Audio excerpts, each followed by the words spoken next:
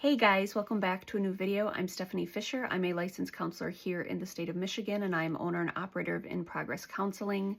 We are in the sequencing of using kind of an extended metaphor to talk about processing our understanding of our story. And we're using that idea of nutrition and how our body kind of takes in and metabolizes and processes food as a really good corollary to understanding really the amount of time and effort it might take to fully metabolize a new understanding in our story. And so something like trauma, something like a psychopathology label, something like a medical diagnosis, there can initially be a complete aversion to letting it be our story, which actually makes a lot of sense. We've been created and we have these internal defenses that help to buffer us from pain, from overwhelm. It allows us to kind of gradually understand things, and it helps us make meaning over time and helps us fall into kind of new understandings after we've sat with something for a while. And so the scope of this particular segment over the course of these videos is to let things take time. Sometimes we hear something and we want to get to that meaning making right away, and it's really hard. It's improbable. I'm not going to say it's impossible, depending on how much inner work we've done before we might land at, metabolized understanding sooner than other people. But really, it just takes time. And so let's talk today about something being new, and instead of buffering it, like we talked about in last week's video, I start to chew it. So chewing it, notice it's not digesting, it's not letting it be in the story, it's putting it in my mouth for the first time. Like, man, this might be something that affected me. Maybe there's this diagnosis that I've now landed on. It has some sort of significance in my story.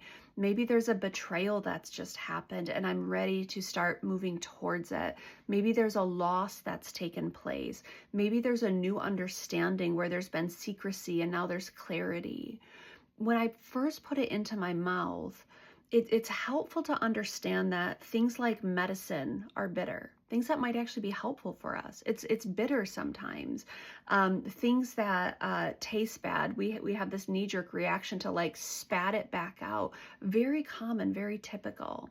So let's say I've been a felt sense of betrayal somehow. So I thought someone was going to show up for me this way, and instead they do the exact opposite. They do something that feels hurtful or harmful.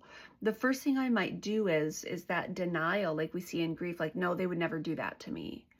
And then as it lands, we start to chew on it. We're like, I can't believe they actually did that. That to me maybe changes everything, at least early on. And maybe we want to spit it back out. Maybe we want to resist it. But it's the chewing on it that helps us understand, like, man, this thing is true. Or as I understand it, this thing is true. This thing has happened.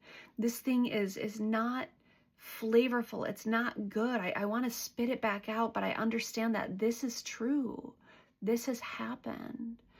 The thing that's so interesting is we can get familiar with bad tastes over time if we keep going at it. Like if we look at coffee, alcohol, some of the more my first person experience, some of the more abrasive drinks like a kombucha, the first time might be like, no.